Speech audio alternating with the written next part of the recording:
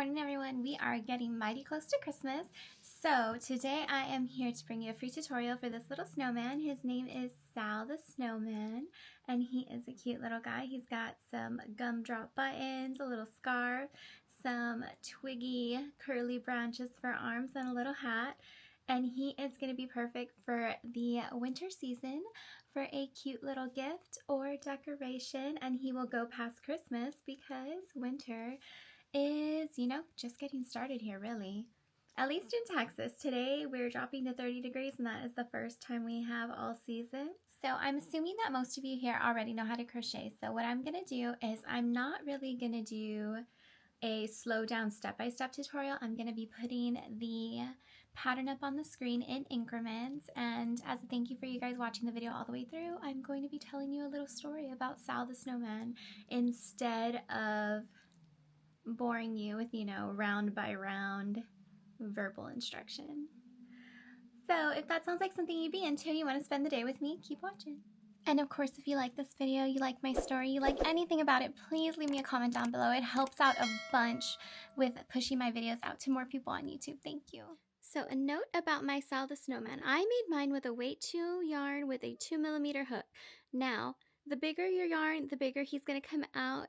He comes out to be around 8 inches tall, if I remember correctly, in blanket yarn. When I first designed him, I designed him in blanket yarn. And he is a cutie in all yarn types. But I recommend using whatever yarn and hook that you like to use for your plushies. If you do happen to stumble upon this video and you are a beginner, head over to my Instagram and DM me if you have any questions, yarn, hook size, a piece of the pattern maybe you didn't understand, and I will be more than happy to help you there. Alright guys, thanks. Sal of the White Mountain. High above the places where people lived and hurried, there was a mountain that stayed white no matter the season. Even when the valleys formed and the rivers ran free, snow rested on its shoulders as if this was where it was meant to be. Some said Mount Hood remembered winter better than the others. Near the upper trees, where the wind slowed its voice and the world felt older, there stood a small cabin. It leaned slightly the way listening things often do. A thin line of smoke rose from its chimney, a coil, soft as if to whisper something true. This was the home of Sal. Sal was a snowman, though not the sort made quickly and forgotten by spring. He had been shaped carefully, packed smooth by thoughtful hands long ago.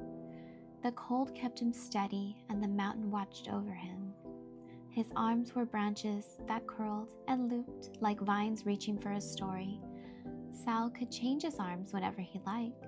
The long ones were for reaching, he had wide ones for carrying, and strong ones for helping, but he always came back to the curly branches. They feel like thinking arms, Sal liked to say. Thinking, Sal believed, was never straight. A thought often looped and wandered and sometimes doubled back just to see where it had already been. Often, when you were certain a thought was headed one way, it skipped off and led you somewhere else entirely. Usually, someplace more interesting, Sal observed. Inside Sal's cabin, the fire never burned too high. The shelves held jars of dried apples and walnuts saved from seasons when the snow was thin. A fiddle rested on the table, its wood dark with age and memory. Sal loved many things. He liked to think he was made to love. He loved apple walnut pie, he loved music nearly as much, and he loved his greatest friend most of all. Neville the squirrel lived in a bent pine just beyond the cabin. He had lived there so long that the tree had come to know his shape. Each morning, Neville announced himself with 3 quick knocks. Though Sal always opened the door before the last one landed, pie and cocoa in hand, offerings of greetings for his friend. They walked the mountain together, following the paths made by the wind and habit. Some days the sky stretched wide and blue, other days cloud wrapped the slope, white and thick so that the world felt so close, close enough to hold.